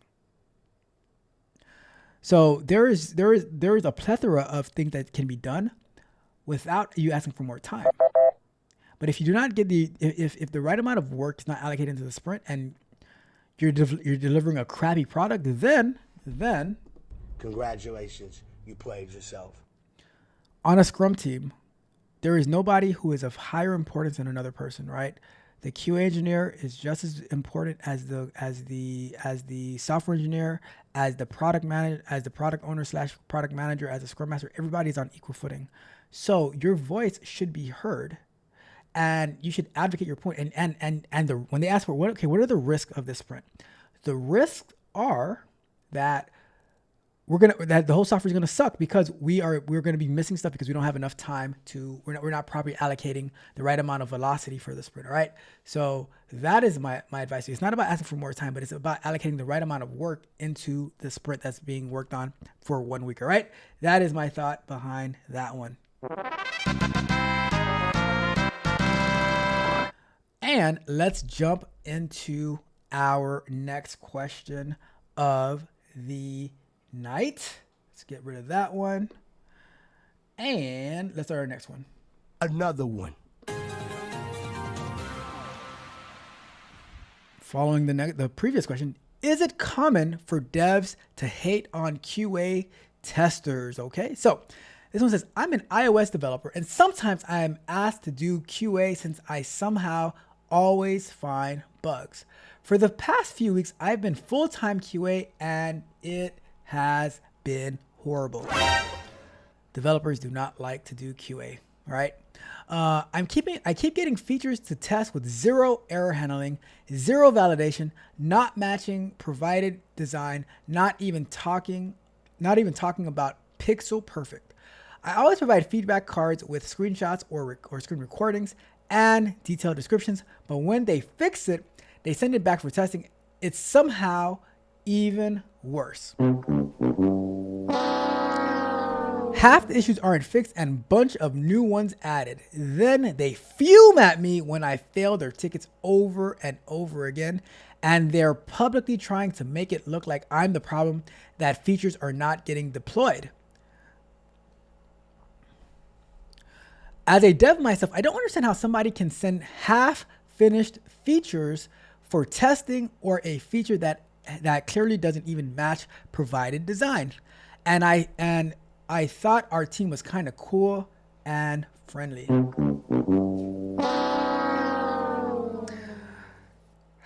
Well, welcome to the world of a lot of QA engineers who don't know how to navigate the developer world. All right, so let's start our timer. And I think that in certain circumstances, that that developers do hate on QAs, but I think that the developers who hate on QAs probably aren't that good at their job. All right, I'm just gonna say it. They probably aren't that good, because the reason that they get upset is that you're finding issues in their code, because a lot of them think that they are invincible, that they can't make any mistakes. One thing that I did when working with and see, and here goes to the whole idea that that Roxy likes to say that oh compassion and being so mean and hard and stuff like that. But when I work with people, like, to accomplish a goal, I am very adaptive, and I'm very what's the word I'm looking for? I accommodate so that we can focus on the goal, and we don't have to focus on personalities, right? I've worked with people who had terrible personalities. They didn't care about the quality of their work. They didn't care about none of that stuff, right? But and I had to deal with it. And I was like, all right, well, what can I do? What can I do to get the most out of this person? Because that's my goal. My goal is, like, I don't care about, they're upset because I found this or that. I don't care about that. My goal is, okay, what can I do to get them to get my work done faster, and that we can actually go and deploy and all that type of stuff, right? So I'm like, all right, how does this person work? What kind of detail can I give? What kind of useless small talk can I make with this person so that they can just so they can do their job somewhat efficiently, right? So I'm always thinking, okay, what is the best strategy? What is the best way to communicate with this person so that they can be useful? How can I make them useful to me, right? So that's normally how I would navigate working with these developers and stuff like that. See, now the problem with this person is that they are a developer, and they're experiencing how a lot of developers treat QA because I think the problem that a lot of developers have with QA is that QA would just say, "Oh, I found this problem, I found that problem," and there might not be any critical thinking involved. It's like, all right, okay, let me go and fix it. But you didn't provide enough detail. Now, the part that you mentioned about they're fixing it but without actually fixing it, and they're just like they're doing like half-baked fixes and stuff like that. That is a problem. But what I normally try to do as a QA engineer is I also try to give suggestions. I try to look at like details of why something is failing. I try to go the extra mile so that they can see, okay, they actually care about the work that they're doing. So let me try to care about the work that I'm doing. Now, the developers that I work with now, they actually love QA, and they are always looking for how we can enhance.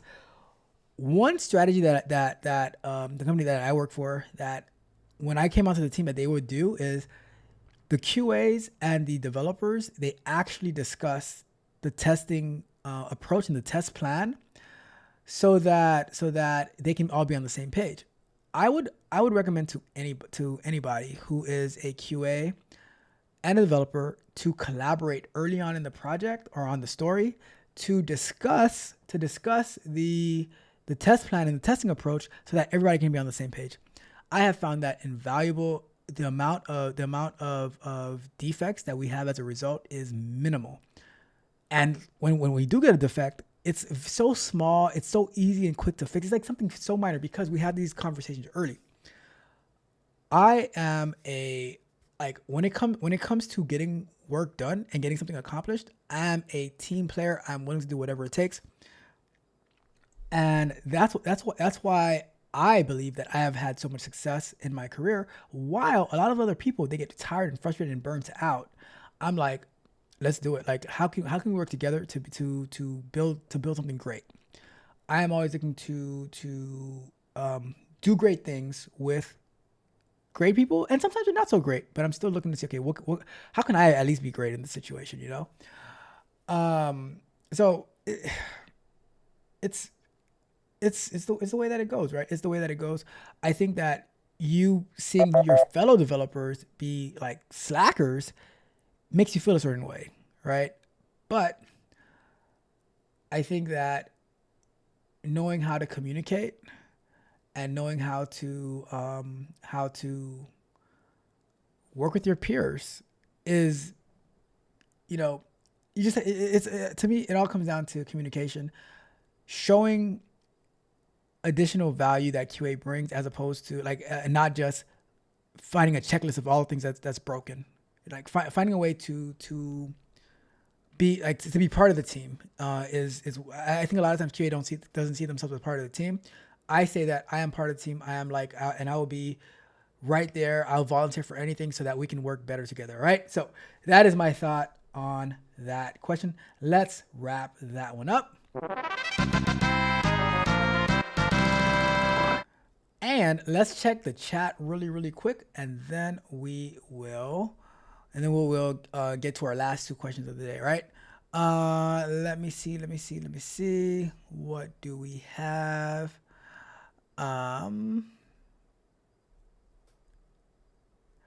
Let's see. Magna says, nah, you can have the private sector. DV Darrow says, devs always get in their feelings about the code that they write. That is true. They start singing the Drake song, They Got Me in My Feelings. It says, so after coders send their product to DevOps and then DevOps sends it to engineers, correct? No. So the way that it works is the developers, so the developers are the coders, they will send it to QA to test their work, and QA and developers go back and forth on what's broken, what needs to be fixed, all of that. And then once they say, okay, this is ready to be shipped, then, you know, if DevOps is doing the deployment, it goes to DevOps. But usually it depends on the company and how much regulation that they have. But a lot of times, like if it's like a less regulated company, the QA engineers or the QA engineers or the developers will do the deployment of the application. But it like a lot of times DevOps they'll set up the infrastructure for the product team, or the not product team, but like for the development team, the engineering team, to be able to deploy their software, right? So it's really mainly between the developers and the testers who come to an agreement of when it's ready to be shipped, and then from there it gets like shipped that way. But the engineers and the coders are basically the same thing. Let's see. This sounds kind of fun, but it seems like coders have beef with DevOps. Not DevOps, but mainly the coders / engineers with the QA engineers, with the QA team. Let's see. All right, cool. So, with that being said, do me a favor, like the video, share the video. Subscribe to the channel, hit the notification bell so you know every time we go live and drop new content. Check out techodrop.dev. Sign up today for a Patreon account, whether you need one-on-one coaching as a tech barbarian or a tech prodigy, or you want access to exclusive content and the Team TechODrop Discord. Go over to techodrop.dev. Sign up today for whichever tier you need my help with, and we can run it up together. All right? Okay, let's get to our last two questions of the night. You know something that's weird? I don't know if Microsoft Azure has a tool called Azure DevOps, and from my I haven't used it before, but from my understanding, they have like their test case management system. So it's like I could see why DevOps and QA terminology could be confused. I don't know if you've ever used it, but I could kind of see why that might happen, because they use it's like the name of their test case management system is called DevOps for some weird reason, but I don't know. All right, let's get to our last two questions of the night before we wrap it up. But let me get some water first.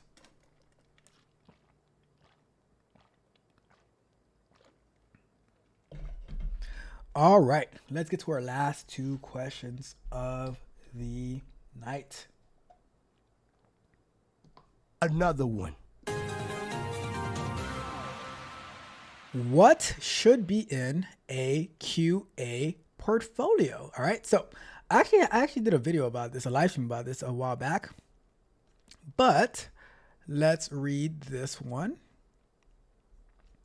says, so what should a QA include in their portfolio website? I'm currently working as a QA and want to build a portfolio website to showcase my work. However, since QA work is often behind the scenes, I'm unsure what to include. For those who have built one or have ideas, what do you think a strong QA portfolio should showcase? All right, so let's start a timer on that one. I can easily answer this question. So what I would put on my QA portfolio website is, if I have built a framework, which I have, I would put in the framework and I would put in links to my GitHub. So on the website, right, I would describe the purpose of the framework, all the features of the framework, make a nice little blog article about my framework that I've built. And then I would include a link to the GitHub of that framework, so that they can read the README and all the details of what it works, what it does, all that. They can take a look at the code, why I did this, why I did that, all that good stuff, right? Something else that I would include is what I always tell you guys to do. You need to team up. You need to collaborate with other engineers who are building something, and you should be testing their application. You should be writing automated tests so that you can say, all right, so this actual application that is being put out into the world, which is adding A, B, and C value, it's kind of like, I mean, the portfolio should kind of mimic your resume, right? And the things that you've done that you have listed on your resume should also be able to replicate that as part of your portfolio. You should include, I would say, in your on your QA portfolio, you should include test cases that you've written for whatever said application, not for like some fake e-commerce application that they give you at some boot camp. That it's not a real website, but something that you actually contributed to, something that you actually tested. You should have that as part of your portfolio. You should have the automation that you've done for that as part of your portfolio. You should have things that you explored using tools like Docker, GitHub, things like that should also be part of your portfolio.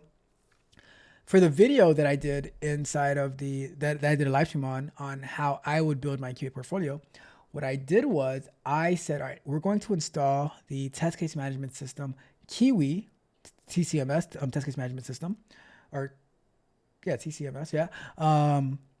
We're going to install that, and we're going to write some, we're going to install that through Docker, because that's going to show that you know how to use Docker, or you know enough on how to use Docker. Then we're going to actually set it up, and which is going to show that you know how to set up applications.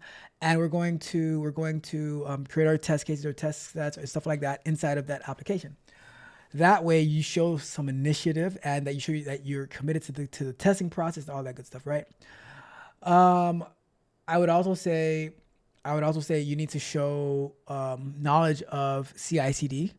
I would say installing Jenkins, whether locally through Docker, and configuring Jenkins, and running an automated test through your locally configured Jenkins to show that you have about CI/CD pipelines. Because here's the thing. And this is the for anybody. I don't know if you're still here, Jacqueline, but for anybody who has gone through a QA bootcamp, right? I think this is the biggest problem that you guys have. The problem is that they teach you about manual testing, maybe some automation testing, but the problem is that the companies that you're applying for, they're not impressed by you knowing the basics of QA. It's like that's their expectation, that you know how to do QA. So they're not impressed by that. What impresses them is what you can do outside of those manual testing or automation efforts. So how familiar are you with CI/CD pipeline? How familiar are you with GitHub and GitHub Actions and branching checking out a branch, starting an application on that branch? How familiar are you with the cloud? How familiar are you with automation frameworks and stuff like that? Those are the things that push people over the edge when it comes to quality assurance and building on that portfolio. It's not about boundary testing, boundary testing is important, right? all those stages of Q are important, but those are also the expectations, not what's going to make you stand out. If you don't have those things, you won't even be considered. But we're trying to impress people with with what should actually be expected of us, as opposed to what is it that other people are not doing, and let me go do that. Let me go be great in that aspect of it. All right. So I think that's the tricky part. And for me, when I'm thinking about portfolios, I'm like, all right, what can I put in my portfolio that nobody else has? And that's going to be installing the test case management system and using it, doing Jenkins type stuff and integrating my automation tests into that, setting up my GitHub actions, and those are the things like when I'm training my tech barbarians, I'm like, all right, I need you to go and do this. I need you to go and do that. Something really, really, really cool happened the other day. So in the interview preparation app that we're building, I set up the repository in GitHub, and I told one of my tech barbarians, I'm like, look, they don't know how to code or anything like that, right? And they're kind of terrified to learn how to code. I said, look, I want you to go and update the README file. And they were like, how do I do that? I'm like, well, why don't you ask ChatGPT? Because you ask ChatGPT for everything else. Why don't you ask ChatGPT? And then yesterday they sent me a message. They said, I have updated the README file. Can you go take a look at it to make sure it's done right? And I went and I looked at it, and I can't.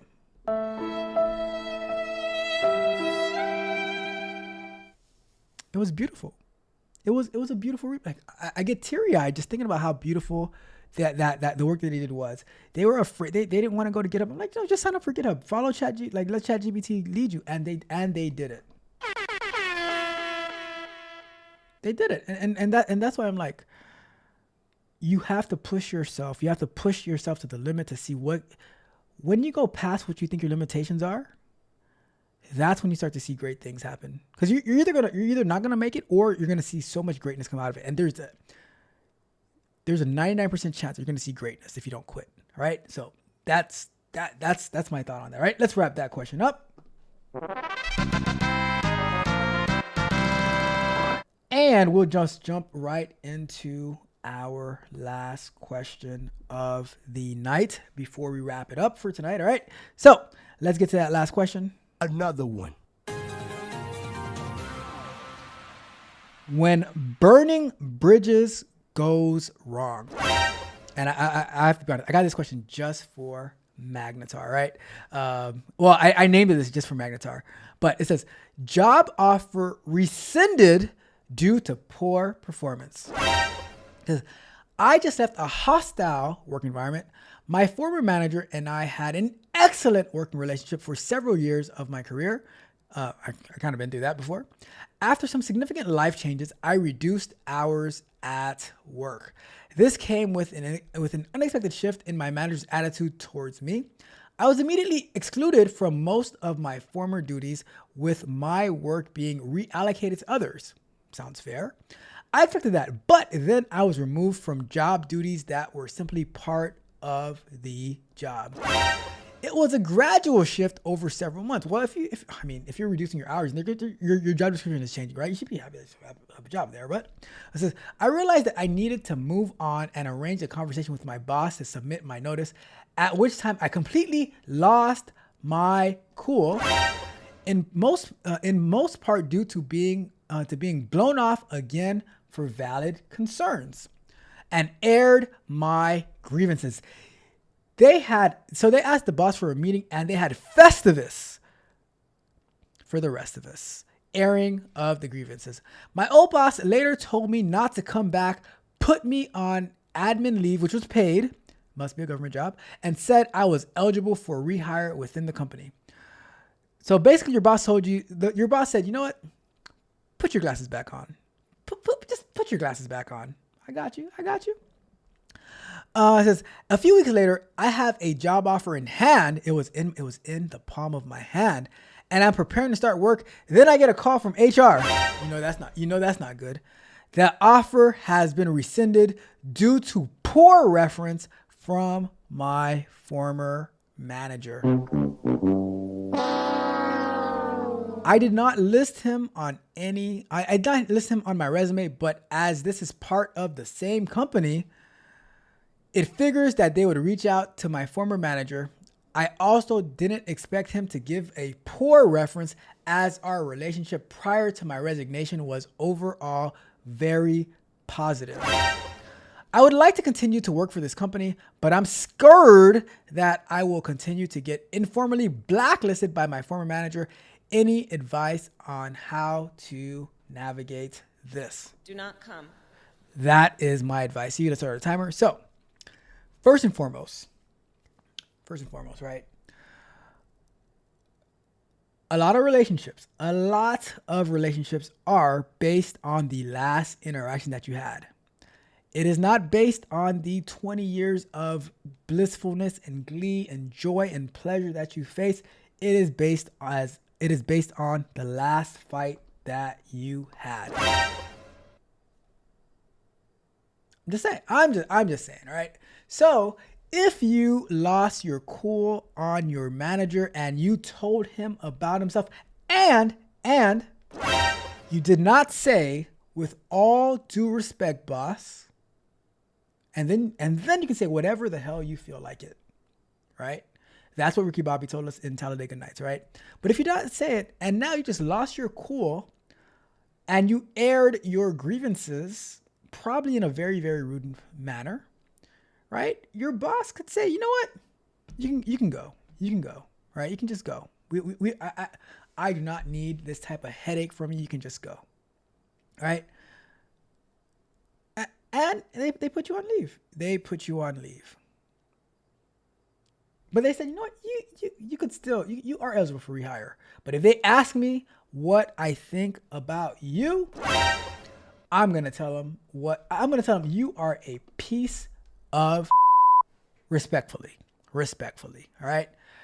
So you had this job offer in hand and you thought you were about to start working. And then they say, you know what? Nope. You're not working here because your boss said that you suck. Revenge of the boss.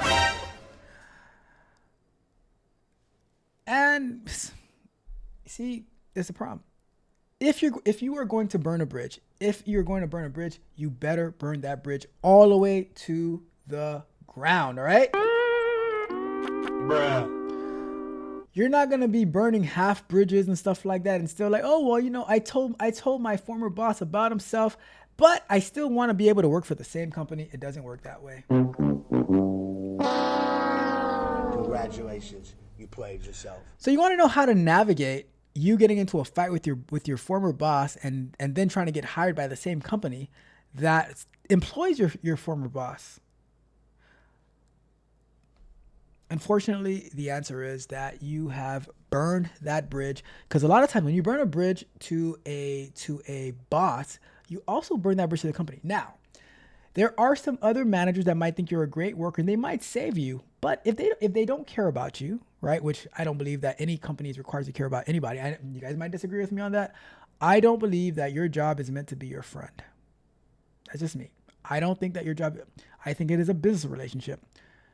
As long as we can add mutual value to each other, mutual value as in them paying me my money. And I'm delivering on the things that are required of me plus more, then I think we're good to go.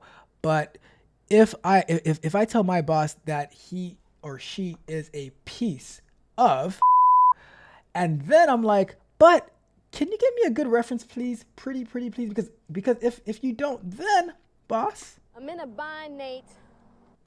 And I never want my boss to be named Nate, unless that was my actual boss's name.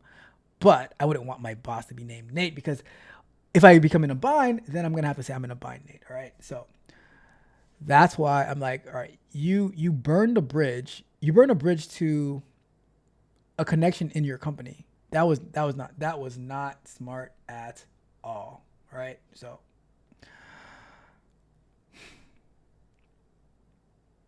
my advice to you is leave the company.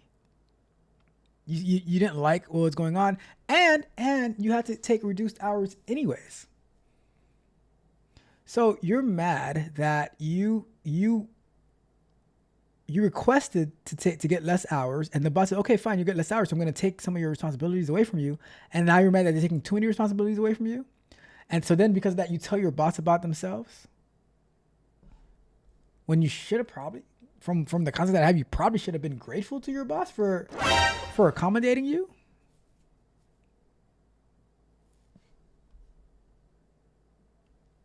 And you resigned at that. Well, you didn't actually resign. You told your boss off, and your boss told you, okay, just don't come back. You're considering that a resignation? No, but your boss kind of fired you in a way.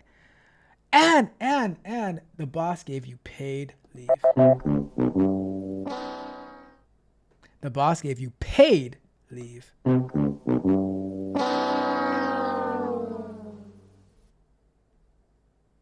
So now that they don't want you to come back, I think it's time for you to go find another job or another agency, depending on who you work for, because that job sounds very, very, very public-y. It sounds very, very public-y. All right. But yeah, I think you burned the bridge, and you knew you were burning the bridge, but then you were still hoping that the bridge that you burned, that your boss would have some grace and compassion for you. Nope. You burned that bridge and you are out. It's not about how we were the first 7 years of our relationship. It is about how you were with me the last day of our relationship. Bruh. All right. And then we see that all the time on YouTube, right? So with that being said, let's wrap that question up. And that is it for tonight. Let's go ahead and check the chat to see what we got going on. Let me see before we wrap it up for today. Magner says, I was confusing DevOps with QA. No worries at all. That definitely understand that. Ms. Freckles says, 2025, the year of no limits. I agree 100% with you. Magner says, leave me out of this. I'm just saying the title of When Burning Bridges Goes Wrong, that you inspired me to use that title because you always say don't burn any bridges, don't burn any bridges. So you inspired that title. That's all I was saying, Magnetar. Come on, Magnetar. Be a good sport. We got MB Study in the building. MB Study is schizophrenic with her channel name. Sometimes it's MB Study, sometimes it's Read Cyber Ready. Who knows what it might be tomorrow, but what's up, MB? How are you doing today? And Magna says, as far as I know, in the government sector, you have to put in your last supervisor. There is a way around that, though. I'm telling you, you guys have all the tricks. You guys have all the tricks. I remember. I was working, like when I was in college, right? I was working they had just opened a neighborhood Walmart, like right down the street from the college. And I was working over there. And I was about to get laid off. I don't think I made the 90 day. And their excuse was like, we hired too many people, some nonsense like that, right? And I was like, all right, cool. But they were like, but some of the other people that I work with, they were like, yo, go clock out, because they're gonna lay you off. So I went and I clocked out, thinking that, like, can't they just call me back in to lay me off? So then they called my name on the speaker thing. Says, hey, can you clock back in and come back to the manager office thing in the back? And then I went over there and like, oh yeah, you're getting laid off because we hired too many people, some nonsense like that. I was like, okay, cool, thank you, and went about my business, right? But that's the way that it goes. That's the way the cookie crumbles, all right? Magna says, no, it does not sound public-y. I don't know. It sounded a little public-y to me. We got MB laughing at her schizophrenic name choices. And it says, stop it. Says, oh, what in the world's going on? MB says, her birthday is tomorrow. What? March babies in the building. Well, happy birthday to you, and be so happy to hear that. Happy birthday. You know what? Let's celebrate MB's birthday right now.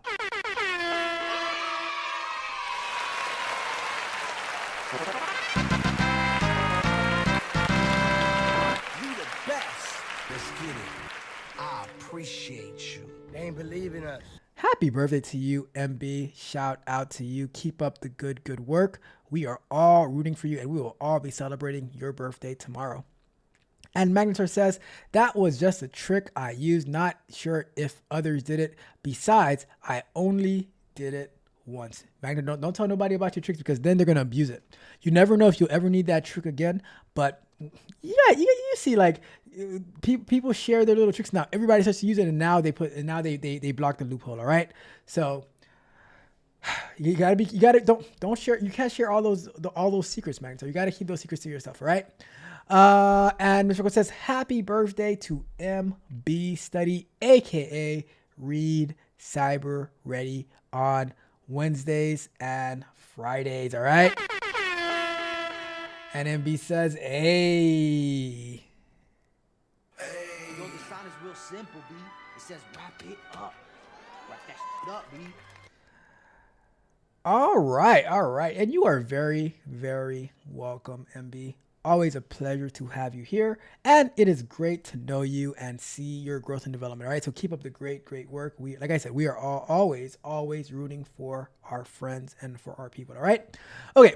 With that being said, that is it for tonight. That is it for tonight. I'm going to wrap it up. Got things to do, got places to be, like my couch, people to see, like my family, all of that good stuff. All right. So with that being said, we're going to wrap it up. Thank you guys so much for tuning in. I have a question for you guys. After I answered all those questions for you, I have a question for you guys. All right.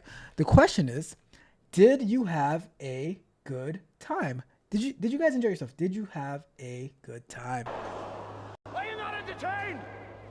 Are you not entertained? Is this not why you are here?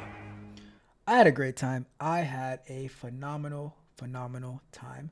But you guys know that yesterday's price is not today's price. And today's price is certainly not tomorrow's price, because as our good friend Marlo Stanfield said, One more thing. Price of the brick going up. the price of the brick is always going up.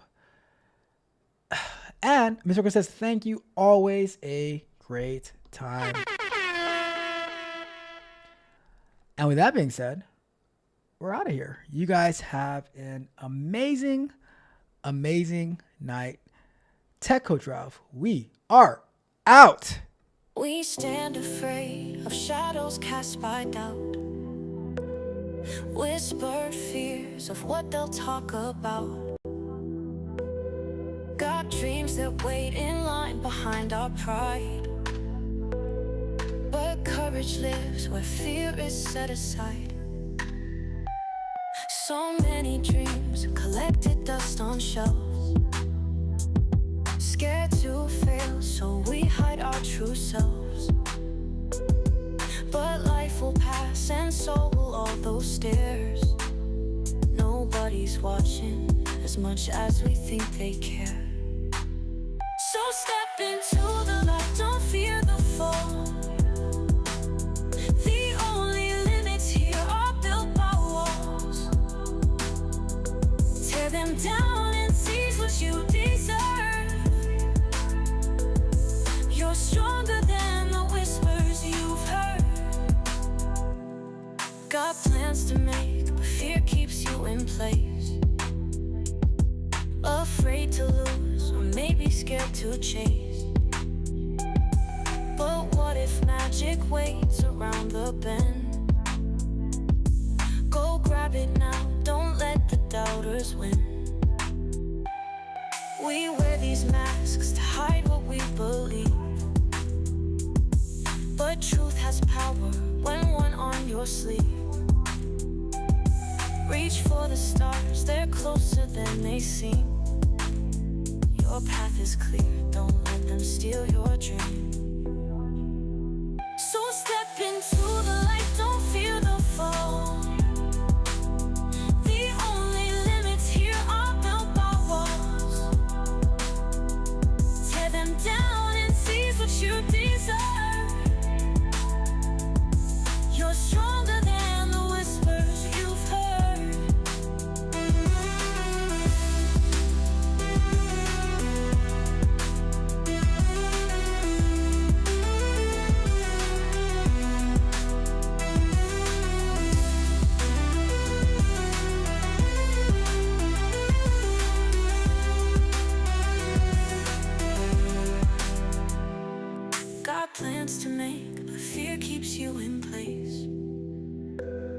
Afraid to lose, or maybe scared to chase. But what if magic waits around the bend? Go grab it now, don't let the doubters win. We wear these masks to hide what we believe, but truth has power when worn on your sleeve. Reach for the stars, they're closer than they seem. Your path is clear, don't let them steal your dream.